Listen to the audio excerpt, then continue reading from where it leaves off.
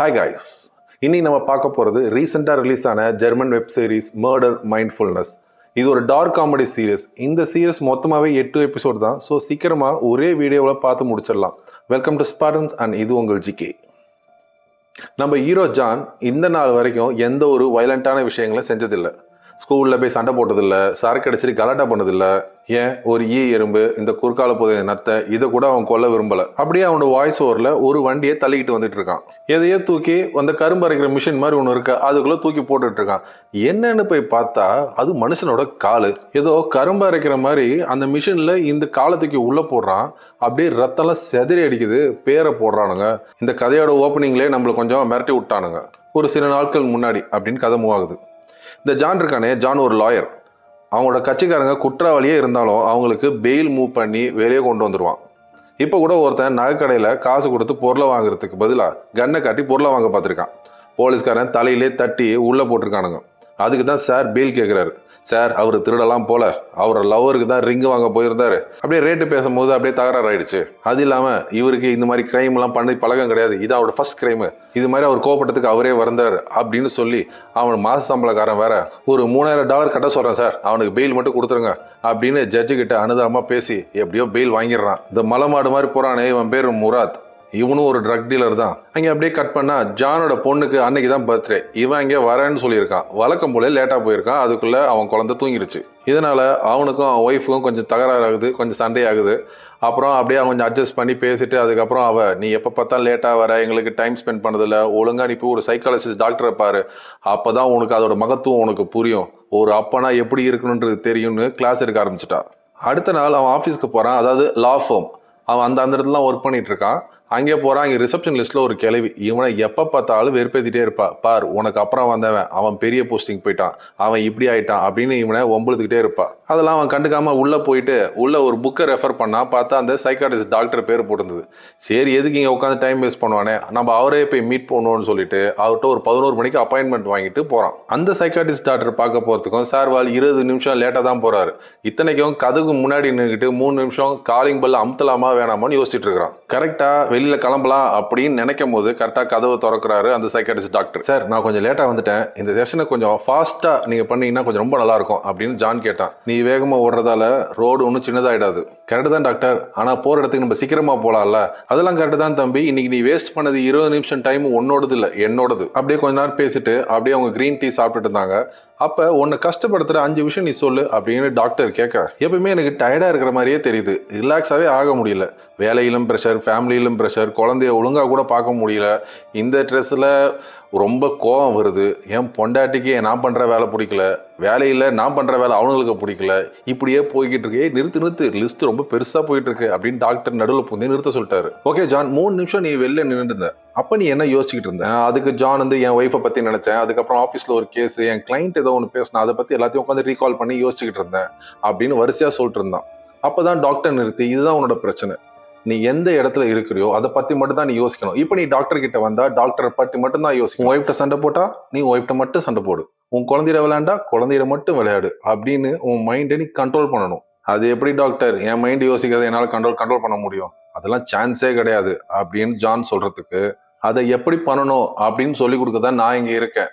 உனக்கு இன்னையிலேருந்து 12 செஷன் நான் உனக்கு ட்ரைனிங் கொடுக்குறேன். எப்பெல்லாம் உனக்கு மைண்ட் இது மாதிரி அழைப்பாயுதோ அப்பெல்லாம் ஒரு டீப் பிரீத் எடுத்துக்கோ, இன் அண்ட் அவுட். கோவம் வரும்போது ஒரு 3 வாட்டி இதை பண்ணும் போது உனக்கு ஆட்டோமேட்டிக்காவே மைண்ட் கண்ட்ரோல் வரும். அதுக்கப்புறம் நீ எந்த விஷயம் வேணாலும் செய்யலாம். அதுக்கப்புறம் ஜான் அவன் ஆஃபீஸ்ல போகும்போது, ஸ்கூல்ல இருக்கும் போது, வீட்டில் இருக்கும் போது, எங்க போனாலும் இந்த பிரீத் இன் பிரீத் அவுட்டை பண்ணிக்கிட்டே இருந்தான். ஒரு நாள் ஃபுல்லா போனெல்லாம் சுவிச் ஆஃப் பண்ணிட்டு அவன் ஃபேமிலியோட டைம் ஸ்பெண்ட் பண்ண ஆரம்பிச்சான். அதுக்கப்புறம் அவன் பொண்ணோட மட்டும் தனியா டைம் ஸ்பெண்ட் பண்ணணும்னு ஒரு லேக் ஹவுஸ்க்கு போலான்னு பிளான் பண்றான். அப்பாவும் பொண்ணும் ரொம்ப ஜாலியா அந்த கார்ல ட்ரிப் போயிட்டு இருக்கும்போது கரெக்டா அவனுக்கு ஒரு கால் வருது. இந்த கால் தான் அவன் வாழ்க்கையில அவன் இருக்கிற நிம்மதி எல்லாத்தையும் தொலைக்க போகுதுன்றது அப்பா அவனுக்கு தெரியாது. அந்த கிளைண்ட் அவனை இமிடியேட்டா அவனோட ஆபீஸுக்கு கீழே இருக்க கேரேஜுக்கு வர சொல்றான். இவன் எவ்வளவோ சொல்லி பாக்குறான், ஆனா அந்த பக்கம் அவன் கேட்கல. அவன் ஒர்க் பண்ற லா ஃபார்முக்கு கீழே தான் அந்த மீட்டிங் பாயிண்ட். கூப்பிடுறவன் அந்த ஏரியா மாஃபியா டான். அதனால இவனால மறுக்கவே முடியாது, வேற வழி இல்லாம காரை திருப்புறான். ஜான் என்ன நினைக்கிறான்னா, அவன் பொண்ணை அவன் ஆஃபீஸில் யார்ட்டையாவது விட்டுட்டு அவன் கீழே போய் மீட்டிங் அட்டன் பண்ணிட்டு வந்துடலாம் அப்படின்னு நினைக்கிறான். அதனால ஆஃபீஸ்க்கு மேலே போனோன்னே அந்த ரிசப்ஷன் லிஸ்ட் கிளவி தான் இருந்தா. அந்த கிளவி இவனை பார்த்த அப்புறம் இன்னைக்கு வீக்கெண்ட் ஆச்சு, நீ எதுக்கு ஆஃபீஸ்க்கு வர, இதென்ன காஸ்டியூம், இந்த இப்படி தான் வருவியா அப்படின்னு ஏகப்பட்ட கேள்வி கேட்டான். அவன் குழந்தைக்கு முன்னாடியே இந்த கிளவி இப்படி பேசுறது அவனுக்கு கொஞ்சம் கூட பிடிக்கல. அதனால இந்த கிளவியை இவன் விட்டு ஏறுன்னு ஏறிடுறான். ஏன்டி கிளவி, இந்த வயசுல உனக்கு இந்த வீக்கெண்ட்ல இந்த ஆஃபீஸ் இப்போ கேட்குதா, ஏன் வீட்டில் ஓரமாக படுக்க மாட்டியா அப்படின்னு இல்லாத போல அதெல்லாம் கேட்டு தொலைச்சிட்றான். இது வரைக்கும் அந்த கிளவி அவன் திட்டினதே கிடையாது. இதுதான் ஃபர்ஸ்ட் டைம் அவன் கொடுத்துட்டுறது. அந்த ஆஃபீஸில் இன்னொரு செக்ரட்டரி பொண்ணு இருக்கு. அந்த பொண்ணுகிட்ட இவன் பொண்ணை விட்டுட்டு கொஞ்ச நேரம் பார்த்துக்கோ, ஒரு ½ hourல வந்துடுறேன்னு சொல்லிட்டு கிளம்புனான். இதோ தொப்பையை தள்ளிட்டு நிற்கிறானே, இவன் பேர் தான் டிராகன். இவன் தான் ஒரு பெரிய மாஃபியா டான். இவன் கூட இருக்கிறான்ல இவன் சாஷா. டிராகனோட ட்ரக்ஸை யாரோ ஒருத்தன் பாதி விலைக்கு விற்கிறதா டிராகனுக்கு தகவல் வந்திருக்கு. அந்த ட்ரக் விற்கிறவனை பிடிக்கிறதுக்கு இந்த ஏரியாவுக்கு வந்திருக்கிறான். அந்த ட்ரக் விற்றவனை பிடிச்சி அடிச்சே கொண்டு இருக்கான். அது மட்டும் இல்லை, அங்கே ஒரு ஸ்கூல் பஸ் வந்திருக்கு. அங்கே 50 பேர் வந்திருக்கானுங்க. அந்த 50 பேரும் அந்த ஃபோனில் வீடியோ வேற பிடிச்சிட்டானுங்க. வீடியோ மட்டும் பிடிக்கல, ஆன்லைன்லேயே போட்டானுங்க. இதில் ஒரு முக்கியமான சுவாரஸ்யமான விஷயம் என்னன்னா, அது எல்லாம் முடிஞ்சதுக்கு அப்புறம் தான் தெரிய வருது இவனுங்க யாருமே ட்ரக் விற்க வரல. அங்கே ஒரு கிரானைட் பாம்பு வாங்க தான் வந்திருக்கானுங்க. இவன் அடிச்சு சாவடிச்சானே, அவன் சாதாரண ஆள் கிடையாது. பக்கத்து ஏரியாவில் இன்னொரு மாஃபியா டான் இருக்கான். அவனோட இவன் லெஃப்ட் ஹேண்டு. கொஞ்ச நேரத்தில் ஜானுக்கு தலை சுத்திருச்சு. டேய், எங்க வந்து நிறுத்திருக்க பாத்தியாடா அப்படின்ற மாதிரி தான் மைண்ட் வாய்ஸ் இருந்திருக்கும். இவன் ஒருத்தனை கொலை பண்ணுவானா, அதை 50 பேர் வீடியோ எடுக்கிறானுங்க. அது ஆன்லைன்லேயும் போட்டானுங்க. செத்தவனும் சாதாரண ஆள் கிடையாது. போலீஸ்காரனே விட்டாலும் இவனுக்குள்ள பெரிய ட்ரக் வாரே வந்துடும். அந்த அளவுக்கு பிரச்சனை பண்ணி வச்சிருக்கான் இந்த டிராகன். இவ்வளோ பிரச்சனை பண்ணி டிராகன் இதுலேருந்து எப்படி வெளியே கொண்டு வர போறான், எப்படி வெளியே கொண்டு வர போறான்னு அவன்கிட்ட கேட்டுட்டு இருக்கான். டேய், இதை எவனாலையும் வெளியே கொண்டு வர முடியாதரா, சாட்சி பலமா இருக்கு, என்னால் ஒன்றும் பண்ண முடியாதுன்னு நம்ம ஜான் சொல்லிடுறான். நீ போய் சரண்டர் ஆனா கூட உன்னை உள்ளே வச்சு போட்டுருவானுங்க. ஸோ நீ சரண்டர் ஆகுது வேலை கேட்காது. ஒரே விஷயம், தலைமறை ஆயிடு. எத்தனை நாளைக்கு தலைமுறை வருது, ஒரு 30-40 வருஷம் தலைமுறை ஆயிடு அப்படின்றான். நீ சொல்றதும் நல்ல ஐடியா தான். அப்ப உன் கார்லயே என்னை அழைச்சிட்டு போயிட்டு அவுட் ஆஃப் சிட்டில என்னை விட்டுரு, அதுக்கப்புறம் நான் பாத்துக்கிறேன். உன்னை எப்படியா நான் அழைச்சிட்டு போக முடியும்? பில்டிங் சுத்தி போலீஸ் நிக்குது, உன்னெல்லாம் வெளியில இங்கேருந்து 1 இன்ச்சு கூட நவுத்த முடியாது. சும்மா காமெடி பண்ணிட்டு இருக்காத. இப்ப நீ உன் பொண்ணு கூட தானே வந்த, உன் பொண்ணை முன் சீட்ல உட்கார வை, என்ன டிக்கில படுக்க வை, நீ இப்படியே அழைச்சிட்டு போயிடு. என்ன மட்டும் இந்த சுச்சுவேஷன்ல நீ வெளியில ஆட்டி போனா நாளைக்கு உன் பொண்டாட்டி உன் பொண்ணு எல்லாருமே சாவடிப்பேன் அப்படின்னு தேவையில்லாம கத்திக்கிட்டு இருந்தான். அதே நேரத்துல போலீஸ் டிராகனை ட்ராக் பண்ண ஆரம்பிச்சாங்க. டிராகனோட வக்கீல் ஜான் தான் எல்லாருக்குமே தெரியும். இந்த கேஸை 2 பேரும் இன்வெஸ்டிகேட் பண்றாங்க. ஒன்னு லேடி போலீஸ், இவ பேரு நிக்கோல். இன்னொரு ஆபீஸ் பேரு மோலார். இவங்க 2 பேரும் நம்ம லேடி போலீஸ், போலீஸ்காரன் இப்படின்னே சொல்லிட்டு இருப்போம். கரெக்டா பிளான் பண்ண மாதிரி டிராகனை டிக்கில போட்டான். குழந்தைய முன்னாடி வச்சு பொம்மையெல்லாம் கொடுத்து காரை வெளியே எடுத்தான். கார் எடுத்த கொஞ்ச நேரத்திலேயே வெளில ஒரு போலீஸ்காரன், அதான் நம்ம மோலார் வந்துடுறான். செக் பண்றதுக்கு டிக்கியெல்லாம் திறக்க சொல்றான். அதுக்கு டக்குன்னு ஜானு, தம்பி நான் பப்ளிக்ல போனா மட்டும் தான் உன்னால என்கிட்ட பர்மிஷனே இல்லாம நீ செக் பண்ண முடியும். இது பிரைவேட் பார்க்கிங், இங்க செக் பண்றதுக்கு நீ போய் பர்மிஷன் தான் வாங்கிட்டு வரணும். நான் இதுக்காக உன் மேல கேஸே போட முடியும். டிராகன் என் டிக்கில ஏடா படுத்திருக்கிறான், ஏன்னா நான் குழந்தைய ட்ரிப் அழைச்சிட்டு போயிட்டு இருக்கேன். இந்த சமயத்துல அவன் டிக்கில வச்சுட்டோ பின்னாடி வச்சுட்டு அழைச்சிட்டு போனா, போய் எங்கேயோ தேடணுமா அங்க போய் தேடுங்கடா அப்படின்னு கலாச்சிட்டு அவன் பாடு வண்டி எடுத்துட்டு போயிட்டே இருந்தான். ஜான் லேக் ஹவுஸ்க்கு வந்தோடனே டிக்கில இருந்து டிராகனை திறந்து விடுவான்னு நம்ம எதிர்பார்த்தோம். அவன் பாட்டு குழந்தைய அழைச்சிட்டு போய்கிட்டே இருக்கான். டிராகன் டிக்கே அடின்னு அடிக்கான். டேய் சுடுதுடா ஜான்ஸ், கதவை திறந்து விடுறா, வெளியே வந்தனா உன் பொண்ணுகின்னு எல்லாரையும் கொண்டுடு வேண்டான்னு கத்துறான். ஜான் அதை பார்த்துட்டே நிக்கிறான். அப்பதான் அவன் பொண்ணு, இங்க விளையாட தானே வந்தோம், விளையாட மட்டும் செய்வோம், எதுக்கு அங்க டிக்கே பார்த்துட்டு இருக்கிற, வா அப்படின்னு சொன்னான். இவன் 12 வீக்கு சைக்காட்டிஸ்ட போய் கிளாஸ் எடுத்ததுக்கு அவன் பொண்ணு ஒரே வாரத்துல எல்லாத்தையுமே முடிச்சிட்டா. அவ்வளவுதானே செல்லக்குட்டி அப்படின்னு சொல்லி அந்த சாவியை அப்படியே டிக்கி மேலேயே வச்சுட்டு, இந்த டிராகன் சாவி எடுத்துக்கோ அப்படின்னு மேல வச்சுட்டு அவன் பாட்டு குழந்தையோட விளையாட போயிடுறான். அன்னைக்கு வெயில் மட்டுமே 135 ஃபேரன்ஹீட்டான். அதனால சன்ஸ்கிரீன்லாம் குழந்தைக்கு போட்டு விடுறான். அப்பனா டிராகனோட நிலைமையை யோசிச்சு பாருங்க. டிராகன் உள்ள இருக்கிறது ஒரு சின்ன மைக்ரோ ஓவன்ல இருக்கிறதுக்கு சமம். கண்டிப்பா டிராகன் வெளியே வரும்போது ஒரு சிக்கன் 65 மாதிரி டிராகன் 65 மட்டும்தான் வெளியே வர முடியும். நல்லா அந்த லேக்ல ஓடி ஆடி விளையாண்டுட்டு வீக்கெண்ட் முடிச்சுட்டு அடுத்த நாள் 2 பேரும் கார்ல இருந்து கிளம்புனாங்க. காருக்குள்ள உட்காந்தோடனே அவ பொண்ணு, என்னப்பா ஏதோ ஸ்மெல் அடிக்குது அப்படின்னு சொன்னோன்னே அந்த கார் கதவை திறந்து விட்டு கொஞ்சம் கார் ஃப்ரெஷன் எல்லாம் அடிச்சு விட்டு வண்டியை ஸ்டார்ட் பண்ணான். போகும்போதே அப்பதான் ஜான் போன் எல்லாம் ஆன் பண்ணான். ஏகப்பட்ட மெசேஜ், ஏகப்பட்ட வாய்ஸ் கால்ஸ் வந்து இருந்தது. வீட்டுக்கு வந்த 10வது நிமிஷத்திலேயே அந்த டோனின்றவனும் அந்த சல்சாவும் 2 பேரும் கிளம்பி வந்துட்டாங்க. டோனி கூட ஒரு நாய் வந்திருக்கு, காருக்குள்ளே இருக்கு. ஆனா இந்த காரோட ஸ்மெல்ல பார்த்து குலைச்சிக்கிட்டே இருக்கு. டோனி டிராகன் எங்க போனாரு, எப்ப வருவாரு, எல்லா விஷயமும் கேட்டாரு. ஆனா டோனிக்கு அவன் எந்த விஷயமும் சொல்ற மாதிரி இல்லை. ஏன் உன் கார்ல இப்படி ஒரு கெட்ட நாத்தம் அடிக்குது, டிக்கில ஏதாவது வச்சிருக்கியா, டிக்கியே தோற அப்படின்னா டோனி.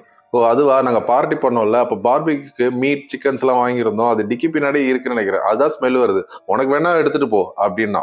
டேய் அதெல்லாம் எனக்கு வேணாம், ஏதாவது குப்பை தொட்டியில எங்கேயா தூக்கி போடு அப்படின்னு டோனி சொல்லிட்டு 2 பேரும் கிளம்புறானுங்க. நானும் குப்பை தொட்டி தான் தேடிக்கிட்டு இருக்கேன் அப்படின்னு ஒரு கிண்டலா அவனுக்குள்ளே பதில் சொல்லிக்கிட்டான். மறுபடியும் லேக் ஹவுஸ்க்கே போனான்.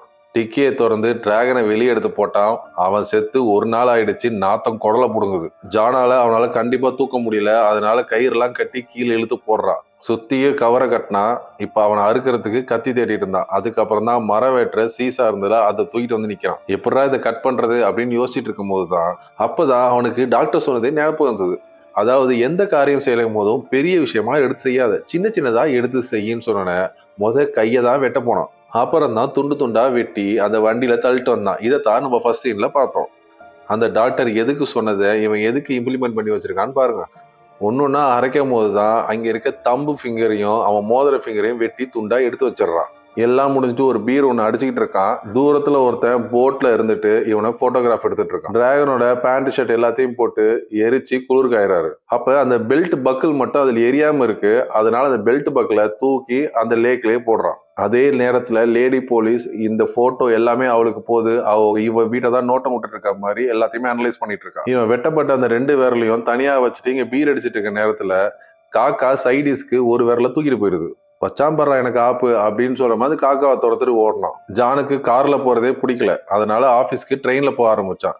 இந்த மொராத்ன்றவன் இவனுக்கு கால் பண்ணி டிராகனை பத்தி இவன்கிட்ட ஏதோ சொல்லணும் அப்படின்னு சொல்லி போன் பண்றான். சோ நான் உன்னை ஈவினிங் மீட் பண்றேன்னு ஜான் சொல்றான். மொராத் யாருன்னா முதல் சீன்ல இவன் ஒருத்தங்க பெயில் வாங்கி கொடுப்பான்ல அவன் தான். உள்ள வந்து அடுத்த நிமிஷமே ஜானை அவனோட பாஸ் கூப்பிட்டு அனுப்பிச்சாரு. போன வீக்கெண்ட்ல நம்ம ரிசப்ஷன் லிஸ்ட நீ கண்ணா பின்னத்திட்டு இருக்க, அவங்கள கெலவின் வேற பேசியிருக்க இப்படின்ற மாதிரி அவன் மேல அலிகேஷன் வச்சாங்க. ஜான் பயங்கர டென்ஷன் ஆயிட்டான். அந்த டாக்டர் சொன்ன மாதிரி டீப் பிரீத் எடுத்துட்டு நிதானமா இந்த சுச்சுவேஷன் ஹேண்டில் பண்ணணும்னு முடிவு பண்ணான். இதெல்லாம் பெரிய விஷயமே இல்லையே, நானே அவங்கள்ட்ட பர்சனலா போயிட்டு மன்னிப்பு கேட்டுறேன், அவ்வளவுதான் இந்த விஷயம். ஆனா இதோட முக்கியமான விஷயம்லாம் இருக்கு, அதெல்லாம் நீங்க பேசவே மாட்டேங்கிறீங்க. உங்க கிளைண்ட் ஒருத்தன் 50 ஸ்கூல் பசங்க முன்னாடி ஒருத்தனை அடிச்சு கொளுத்தி எரிச்சு கொன்னு இருக்கான்.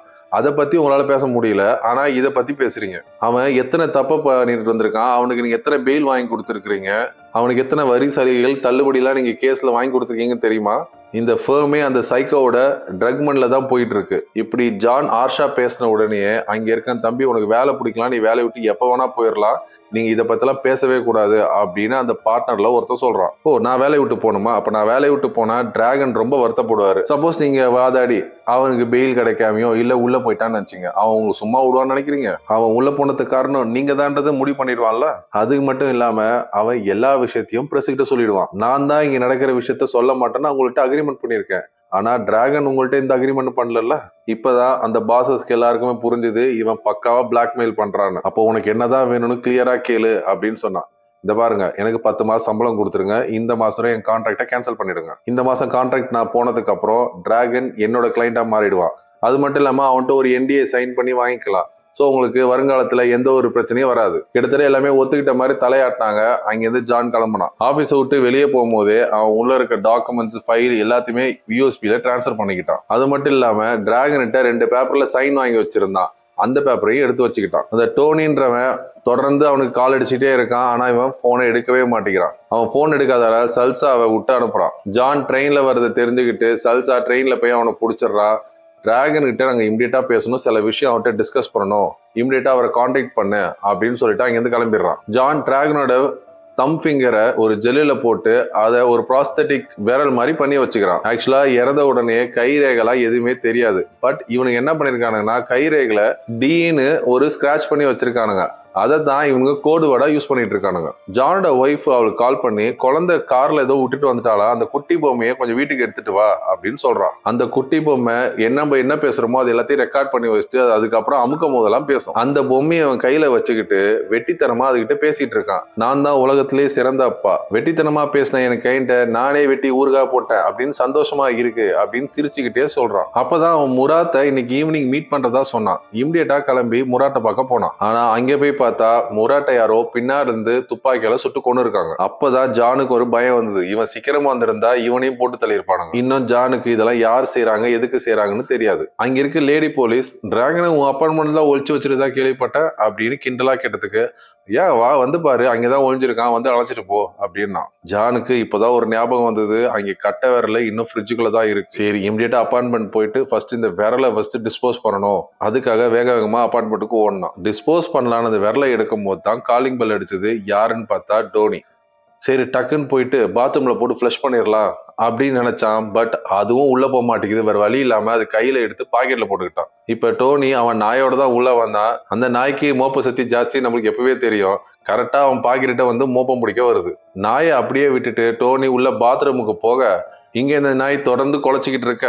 என்ன பண்றதுன்னு தெரியாத ஜானு டக்குன்னு அந்த விரலை எடுத்து நாய்கிட்ட திங்க கொடுத்துட்டான். அதுவும் நல்லா சப்பி சப்பி தின்னுடுது. வெளியே வந்த டோனி, என்னடா நான் கால் பண்ணா போனே எடுக்க மாட்டேன், நான் டிராகன்கிட்ட இமிடியா பேசி ஆகணும், எப்படியாவது ஏற்பாடு பண்ணு, இல்லைன்னா உன்னை கொன்னே போட்டுருவேன் அவனை மிரட்டிட்டு அங்கிருந்து டோனி கிளம்பினான். அப்பாடா ஒரு வழியா அந்த விரல் பிரச்சனை முடிஞ்சு போச்சுன்னு நினைச்சிட்டு இருக்க சமயத்துல அந்த மோதிர விரல் இது காக்கா தூக்கிட்டு போச்சு. ஏதோ ஒரு பார்ட்டி நடக்கிற இடத்துல ஒரு கிளாஸ்ல வந்து உழுவுது. யாரோ வீட்டுக்குள்ள போலீஸ்காரங்க எல்லாருமே போறாங்க. அந்த ரூமுக்குள்ள யாரோ பாம்பை உள்ள போட்டுறாங்க. அதுல ஒரு போலீஸ்காரன் மட்டும் காயம் ஆகுது. அங்கேருந்து போட்டோ வெளியே வந்து விழுது. யாருன்னு பார்த்தா நம்ம ரிசப்ஷனிஸ்ட் கிளவி. அப்படியே கட் பண்ணிட்டு ஜானும் அவன் ஒய்ஃபும் பேசிட்டு இருக்காங்க. அவன் பொண்ணை ஒரு கிண்டர் கார்டன் ஸ்கூல்ல சேர்க்கணும், அதுக்கு அவன் ஒய்ஃப் அப்ளிகேஷன் போட்டிருக்கா. ஆனா அவங்க ரிஜெக்ட் பண்ணி அனுப்பியிருக்காங்க. அந்த ரிஜெக்ஷனுக்கு காரணமே ஜான் தான். ஏன்னா அந்த டிராகன் அந்த பிளேஸை எப்படியாவது காலி பண்ணி வச்சுட்டு அவனுக்கு வேற பிளான் இருந்தது. அதுக்கு ஹெல்ப் பண்ணது எல்லாமே நம்ம ஜான் தான். ஜான் என்ன பண்றான்னா, அவன் ரெடி பண்ணி வச்சிருந்த தம்பை வச்சு ஒரு பேப்பர்ல நிறைய இடத்துல சுழிக்கிறான். அந்த பேப்பர்ல ஒரு மெசேஜை டிராகன் கிரியேட் பண்ற மாதிரி இவனே ஒரு ரெடி பண்றான். சுழிச்ச லெட்டர்லாம் ஒரு இடத்துல போட்டனா அந்த மெசேஜ் வந்துடும். அந்த பேப்பர்லாம் எடுத்துட்டு போயிட்டு சஷான்கிட்ட போய் கொடுக்குறான். அப்பதான் சஷான் ஒரு இன்ஃபர்மேஷன் சொன்னான். மொராட்டை கொன்னுட்டாங்க. அவன் கொன்னதுக்கு காரணம் என்னன்னு இது வரைக்கும் தெரியல. அந்த அண்டர்கிரவுண்ட்ல ட்ரக் விற்கிறாங்கன்றது இன்ஃபர்மேஷன் கொடுத்ததே மொராட்டு தான். யாரோ ஒருத்தங்க பர்ஃபெக்டா பிளான் பண்ணி தான் இதை செஞ்சிருக்கிறாங்க. ஏன்னா டிராகனும் இந்த மொராட்டு நானு 3 பேர் சேர்த்துட்டா டோனி இந்த இடத்துக்கு வரத்துக்கு ஆசைப்படுறானோ என்னவோ எனக்கு டவுட்டா இருக்கு அப்படின்னு சஷா சொல்றான். ஜான் என்ன பண்றானா, டோனிக்கு ஒரு மெசேஜ் அனுப்புறான். டிராகன் சோ அண்ட் சோ ஒரு அட்ரஸ்ல இருக்கான் அப்படின்னு சொல்லி டோனிக்கு ஒரு மெசேஜ் போகுது. அவன் யாரோட அட்ரஸை கொடுத்தானா, அந்த ரிசப்ஷன் லிஸ்ட் கிளவி ஒன்று இருந்துக்குள்ள எப்ப பார்த்தா ஒம்புத்துட்டு இருக்குமே, அந்த கிளவியோட அட்ரஸ் தான் கொடுத்துருக்கான். ஜான் ஆஃபீஸ்க்கு போயிட்டு அந்த அக்ரிமெண்ட் காப்பிலாம் சைன் பண்ணிட்டு பணத்தெல்லாம் வாங்கிட்டு அங்கே பேசிட்டு இருக்க சமயத்துல ஒரு பாம்பு வெடிக்கிற சவுண்டு கேட்குது. என்னடான்னு வெளியே வந்து பார்த்தா நம்ம ரிசப்ஷன் கிளவி மல்லாக படுத்து கிடக்கு. அப்பதான் என்ன இன்ஃபர்மேஷன் கேட்டா, யாரோ இவங்க வீட்டுல பாம்பு தூக்கி போட்டாங்க. இவன் தானே டோனிக்கு அந்த கிளவி வீட்டுல டிராகன் ஒளிஞ்சுக்கிட்டு இருக்கான்னு மெசேஜ் போட்டது. அதோட விளைவு தான் போலீஸ்காரங்க உள்ள போயிருக்காங்க. ஆனா இந்த பாம்பு யார் போட்டதுன்றது நம்ம ஜானுக்கு தெரியல. ஆபீஸ் விட்டு வெளியே வந்தோடனே டோனி கிட்ட மாட்டிக்கிறான் ஜான். என்ன தம்பி, போன் பண்ணா எடுக்கிறதே கிடையாது. நான் எதுக்கு நீ போன் பண்ணா நான் எடுக்கணும்? ஒரு மெசேஜ் உனக்கு அனுப்புன, அடுத்த 10வது நிமிஷத்துல பாம்பு அடிக்குது. ஐயோ எனக்கு அதுக்கு சம்பந்தம் இல்ல, யாராவது உன் மெசேஜ் இன்டர்செப்ட் பண்ணிருக்கலாம்ல அப்படின்னு டோனி சொல்லி எஸ்கேப் ஆகிறான். இந்த பாரு டோனி, டிராகன் எப்ப மெசேஜ் அனுப்புறாரோ அப்பதான் அனுப்புவாரு. உனக்கு அவர் ரிப்போர்ட் பண்ணல, நீ தான் அவர்கிட்ட ரிப்போர்ட் பண்ற. இன்னொரு வாட்டி சும்மா எனக்கு போன்லாம் பண்ணிட்டு இருக்காத, எப்ப மெசேஜ் வந்தாலும் உனக்கு சொல்றேன், அவ்வளவுதான், என்ன விடுன்னு சொல்லி ஜான் தைரியமா கிளம்பி போயிட்டான். அதே நேரத்துல லேடி போலீஸ்க்கு ஒரு இன்ஃபர்மேஷன் கிடைக்குது. அதாவது டிராகனோட ஒத்த விரல் கிடைச்சிருக்கு. ஜானும் சாஷாவும் என்ன பண்றாங்கன்னா, அந்த கிண்டர் கார்டன் ஸ்கூல்ல போய் அவங்கள மிரட்டி அந்த இடத்தை எழுதி வாங்கிடுறானுங்க. இனிமேலுக்கு இந்த ஸ்கூலுக்கு பிரின்சிபல் யாருன்னா சல்சா தான்.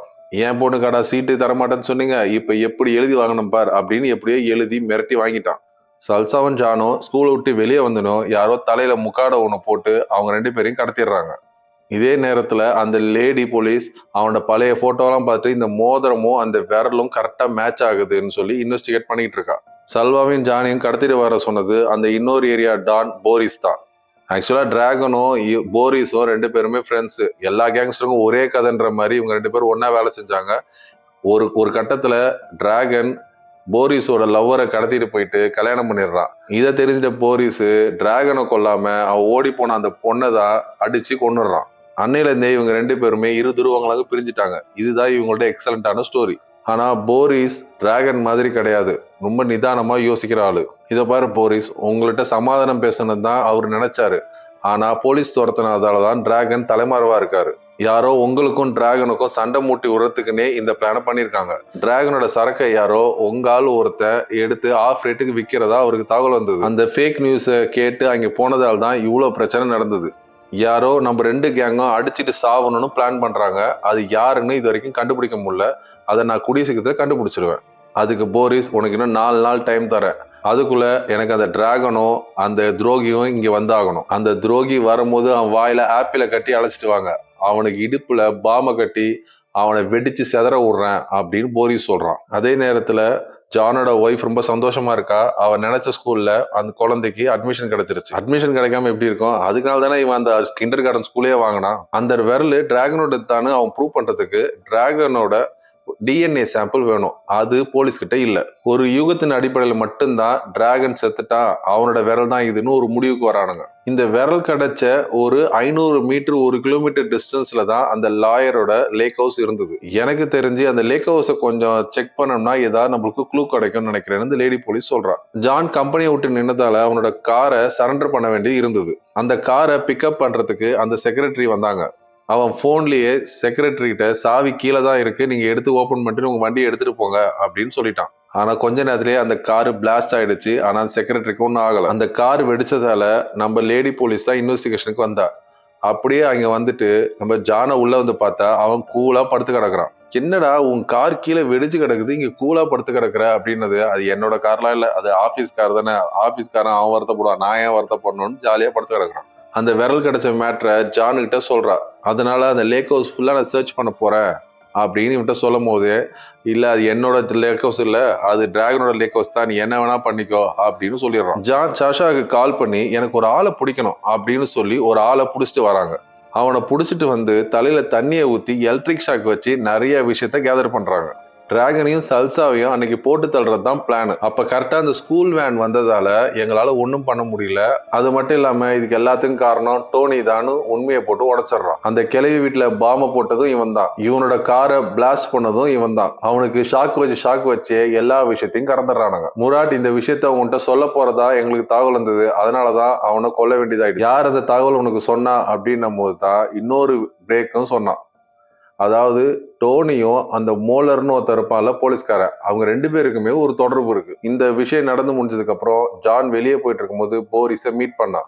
போரிஸ், இன்னும் உனக்கு 2 நாள் தான் டைம் இருக்கு, எனக்கு நீ சொன்ன வார்த்தையை காப்பாற்றுவேன்னு எதிர்பார்க்கிறேன் அப்படின்னு ஒரு மிரட்டல் பண்ணிட்டு போயிட்டான். இப்ப மறுபடியும் ஜானு நிறைய பேப்பர் வாங்கி நிறைய சுழிச்சு டிராகனோட முத்திரையை வச்சு ஒரு பிளான் பண்றான். அதே நேரத்துல இந்த போலீஸ்காரருக்கான மோலர்னு ஒருத்தன் அவன் என்ன பண்றான்னா அந்த விரல் கிடைச்ச போட்டோவை எடுத்துட்டு போயிட்டு டோனி கிட்ட கொடுக்குறான். இப்ப அந்த கிண்டர் கார்டன் ஸ்கூல்ல தான் இந்த டீம் எல்லாருமே ஃபார்ம் பண்றாங்க. அப்பதான் போலீஸ்காரனுக்கு எந்த டவுட் வராது. அதனால கிண்டர் கார்டன்ல இந்த மீட்டிங் வைக்கிறான். ஜான் பிளான் பண்ண மாதிரி எல்லா பேப்பரையும் எல்லார்ட்டையுமே கொடுத்து அதுல இருக்க இன்ஸ்ட்ரக்ஷன் ஆர்டர்ஸை படிக்க சொல்றான். அதுல சில ஆர்டரு ஜான் என்ன சொல்றாரோ நீங்க அதை தான் கேட்கணும், நான் வர வரைக்கும் எல்லாத்தையும் பொத்திக்கிட்டு எந்த ஒரு பிரச்சனையிலும் சிக்காம இருக்கணும் அப்படின்றது தான் அதுல இருக்க இன்ஸ்ட்ரக்ஷன். இது எல்லாத்தையும் கேட்டதுக்கு அப்புறம் தான் டோனி அந்த போலீஸ்காரன் கொடுத்த பேப்பரை சபையில வச்சான். இந்த விரல் டிராகனோடதுன்னா இப்ப அவர் இறந்துட்டாரு, சோ நீ ஏதோ வேலை பண்ணிருக்க, உண்மையை சொல்லுன்னு அந்த டோனி போட்டு ஜானை மிரட்ட ஆரம்பிச்சிட்டான். பைத்தியக்காரா, இந்த விரல்லாம் எங்க பார்ட் ஆஃப் த பிளான் தான், இந்த விரல் இது மாதிரி கிடைக்கும் போது டிராகன் இறந்துட்டாரு அப்படின்னு கேஸை மூடுறதுக்கு பிளான் இருக்கும், அதுதான் எங்களோட பிளானே அப்படின்னு இன்னொரு கதையை விட ஆரம்பிச்சான். இதெல்லாம் என்ன நம்ப சொல்றியா அப்படின்னு கேட்டதுக்கு, ஏன் இத்தனை நாளா நீ டிராகனை ஏமாத்தல, அது மாதிரி இதையும் நம்பு அப்படின்னா. இதை கேட்டன டோனிக்கு கோவம் வந்து ஜான் அடிக்கிறதுக்கு பாஞ்சான். மற்றவங்க எல்லாம் சுத்தி இருந்து அவனை தடுத்து நிறுத்திட்டாங்க. அந்த விரல் டிராகனோட விரல் தானே போலீஸ் ப்ரூவ் பண்ணிடுச்சு, நீ அவர் உயிரோட தான் இருக்கான்றது ஃபர்ஸ்ட் நீ ப்ரூவ் பண்ணு அப்படின்னு டோனி ரொம்ப காரசாரமா சொன்னான். இப்படி பிரச்சனை போயிட்டு இருக்கும்போது சல்சா டக்குன்னு உள்ள வந்துட்டு, நான் நேத்து கூட அவர்கிட்ட போன்ல பேசினேன், இப்ப என்னங்கிற அப்படின்னு டோனிகிட்ட எதிர்த்து பேசணும். இந்த குண்டை இவன் ஜான் கூட எதிர்பார்க்கல. நாளைக்குள்ள டிராகன் எனக்கு கால் பண்ணணும், அப்படி கால் பண்ணலன்னா நீங்க எல்லாருமே காலிடா அப்படின்னு டோனி கோவத்தோட வெளியே போனான். அந்த லேடி போலீஸ் ஜான் வீட்டுக்கே போயிட்டு அவ பொண்ணுகிட்டயே சில கேள்விகள் கேட்கணும்னு அவங்க அம்மாட்ட பர்மிஷன் வாங்கி கேள்வி கேட்டா. நீ அப்பா கூட அன்னைக்கு ட்ரிப் போனியே, வேற யாராவது உங்க கூட வந்தாங்களா, அப்பா எப்பயா வெளியே போனாரா, இது மாதிரி கேள்வி கேட்டவன. அப்பா அன்னைக்கு ஃபுல்லா என் கூட தான் இருந்தாரு, ஈவன் அவருக்கு ட்ரக்ல நிறைய வேலை இருந்தது, அதெல்லாம் இங்க வேலை செய்யக்கூடாது, என் கூட தான் விளையாடணும்னு ஸ்ட்ரிக்டா சொல்லிட்டார்ல அப்படின்னு அவன் பொண்ணு சொன்னான். லேடி போலீஸ்க்கு எந்த ஒரு க்ளூவும் கிடைக்காம அங்கிருந்து போக வேண்டியதா போயிடுச்சு. ஜான் சல்சா கிட்ட போயிட்டு, உனக்கு போன் பண்ணதா சொன்னியே, எப்ப பண்ணாரு, என்ன சொன்னாரு அப்படின்னு கேட்டான். அதுக்கு சல்சா, இங்க என்ன நடக்குதுன்னே எனக்கு தெரியல, நீயும் என்னை எதுவும் கேட்காத, நானும் ஒன்னு எதுவும் கேட்க மாட்டேன், எனக்கு டிராகனோட வேலை செய்யறதுக்கு பதில் உன் கூட வேலை செய்யறது எனக்கு ரொம்ப பிடிச்சிருக்கு அப்படின்னு சொல்லிட்டு வெளியே போயிட்டான். ஜான் அவன் அப்பார்ட்மெண்ட் உள்ள போறதுக்கு முன்னாடி கதவு திறந்து இருந்தது. உள்ள போய் பார்த்தா டோனி ஒரு கையில கன்னும் இன்னொரு கையில அந்த கட்டை விரலையும் கையில வச்சுக்கிட்டு இருந்தான். டோனி இப்ப ரொம்ப ஸ்ட்ராங்கா கேள்வி கேட்டா, இந்த கட்டை விரல என்ன சொல்லுதுன்னு தெரியுமா அப்படின்னு கேட்டான். இதை பார் டோனி, நீ முட்டாள்மா நினைச்சிட்டு இருக்காத, இந்த விரலு நானும் டிராகனை தான் ரெடி பண்ணது. சில அக்ரிமெண்ட்ஸ் எல்லாம் அவர் இல்லாத போது நான் தான் ரெடி பண்ணுவேன் அப்படின்னு சொல்லிட்டு இருக்கும் போதே டோனி டப்புன்னு மூஞ்சிலே குத்திட்டான். உன் கதையெல்லாம் கேட்கறதுக்கு நான் கிறுக்கு பைய கிடையாதுடான்னு சொல்லி அவனை அடிச்சு கட்டி போட்டுறான். இவனை கட்டி போட்டுட்டு டோனி வெளியே போகும்போது இவனோட போன்ல கூகுள் அசிஸ்டன்ட் வழியா சல்சாவுக்கு கால் பண்ணி அவனோட இருக்கிற இடத்த சொல்லிடுறான். டோனி அவன் கழுத்துல கத்திய வச்சுட்டு, டிராகன் இனிமேல் வரமாட்டாரு, நீ அவரை சாவடிச்சிட்ட, உண்மையை ஒத்துக்கோன்னு கத்திய வைக்கும் போதே உள்ள சல்சா என்ட்ரி கொடுத்துட்டான். ஒருத்தன் கழுத்துல கத்தி வச்சிருக்கதையும் சல்சா துப்பாக்கி வச்சிருக்கதையும் ஹோட்டல்ல வேலை செய்யற ஒருத்தி பாத்துடுறான். அது கூட சல்சா அவ கத்திக்கிட்டே போய் போலீஸை கூப்பிட்டு வரதுக்குள்ள நம்ம இங்க இருந்து எகிறணும், ஃபர்ஸ்ட் கத்தியை எடு அப்படின்னு சொன்ன அப்புறம் தான் கத்தியை எடுத்தா. இவனும் துப்பாக்கியை உள்ள எடுத்து வச்சான். இப்ப ஜானு இந்த டோனிக்கு ஒரு ஸ்கெட்சை ஒன்று போட்டான். ஒரே கல்லுல இந்த போலீஸ்காரனையும் இந்த டோனியும் அடிச்சு விட்டோம்னா எந்த பிரச்சனையும் வராதுன்னு ஜான் பிளான் பண்ணான். ஜானோட போனை போலீஸ்காரங்க ஒட்டு கேட்கறாங்கன்றது ஜானுக்கு தெரியும். ஏதாவது இம்பார்ட்டன்டா டிஸ்கஸ் பண்ணணும்னா அவனோட குட்டி மொபைல், அதாவது பட்டன் போன் வச்சிருப்பாங்களா, அதுலதான் அவன் எல்லாருக்கும் கால் பண்ணி பேசுவான். இப்ப போலீஸ்காரங்க ஒட்டு கேட்பாங்கன்னே தெரிஞ்சுக்கிட்டு இந்த ஆண்ட்ராய்ட் போன்ல இந்த போலீஸ்காரன் ஒய்ஃபுக்கும் டோனிக்கும் ஏதோ சம்பந்தம் இருக்கு, இவங்க 2 பேரும் இந்த ஹோட்டல்ல தான் இருக்காங்க அப்படின்னு சல்சாவும் இவனும் பேசிட்டு இருக்காங்க. இதை பேசுறதுக்கு முன்னாடியே சல்சா என்ன பண்ணானா, அந்த ஹோட்டல்ல ஃபர்ஸ்ட் ஒரு சிக்னல் ஜாமர் வச்சுட்டான். இந்த விஷயத்த போலீஸ்காரன் ஒட்டு கேட்டுட்டு அந்த ஹோட்டலுக்கு வெகு கொண்டு கிளம்பி வந்தான். அங்கே வந்துட்டு கூட ஒய்ஃபுக்கு கால் பண்றான், பட் நாட் ரீச்சபிள்ல போகுது. வந்து அந்த போலீஸ்காரன் ஹோட்டல் கதவை தட்டுறான், யாருமே கதவை திறக்கல. கடைசியா அவன் கண்ணை எடுத்து 6 புல்லட் தீர்ற வரைக்கும் சுட்டு தள்ளினான். அப்புறம் கதவை திறந்து பார்த்தா அவன் நினைச்ச மாதிரி அவன் ஒய்ஃபும் டோனி அங்க இல்ல.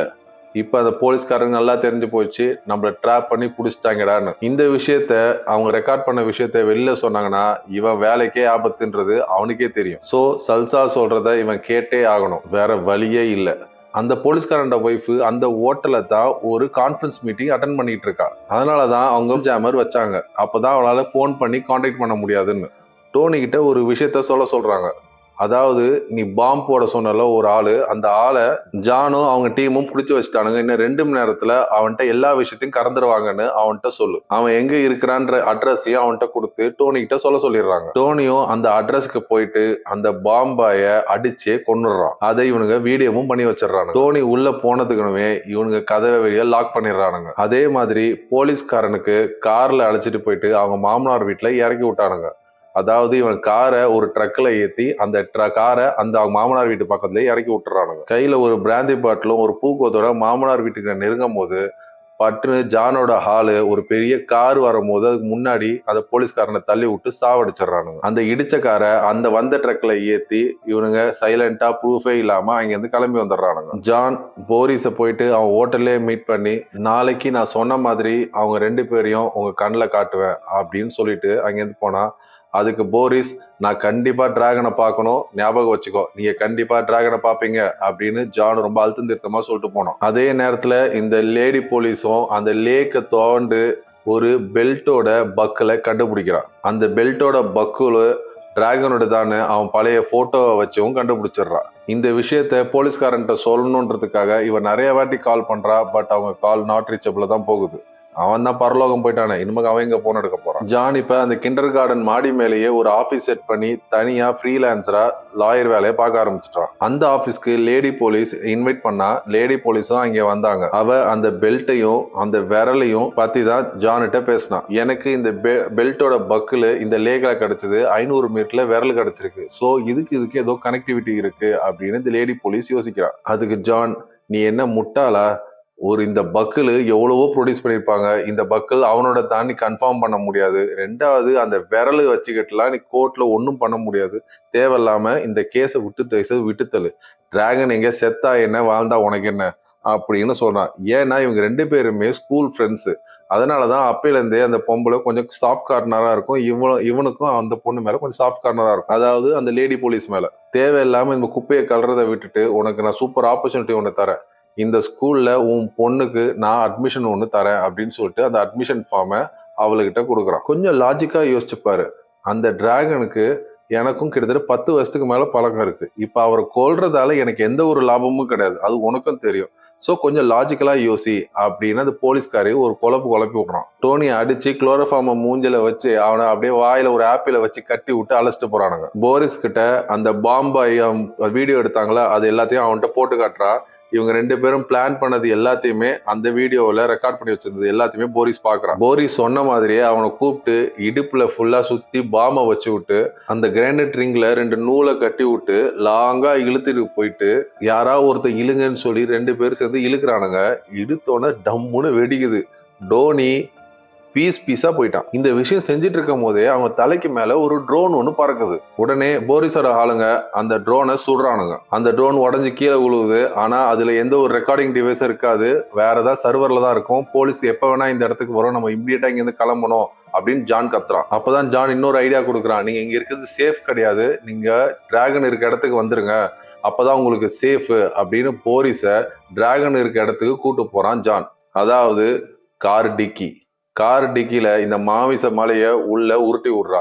நீ டிராகனை கண்டிப்பா பார்ப்பேன்னு சொன்ன சார், கண்டிப்பா டிராகன் வந்து உங்களை பாப்பாரு இன்னைக்கு அப்படின்னு டிக்கியே மூடுறான். இப்ப ஜானுக்கு எல்லா பிரச்சனையும் முடிஞ்சிருச்சு. இப்ப அந்த லேடி போலீஸ்க்கும் அதே ஸ்கூல்ல அவன் பொண்ணுக்கு அட்மிஷன் போட்டு கொடுத்துட்றான்.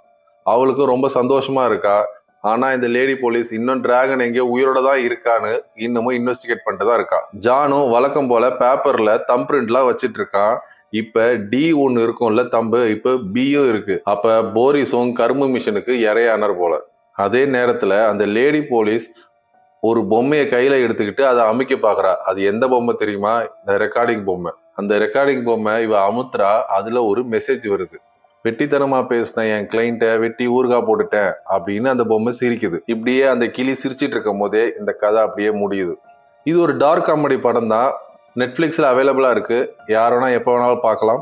தேங்க்யூ ஃபார் வாட்சிங் and thank you for listening. It's GK. Bye.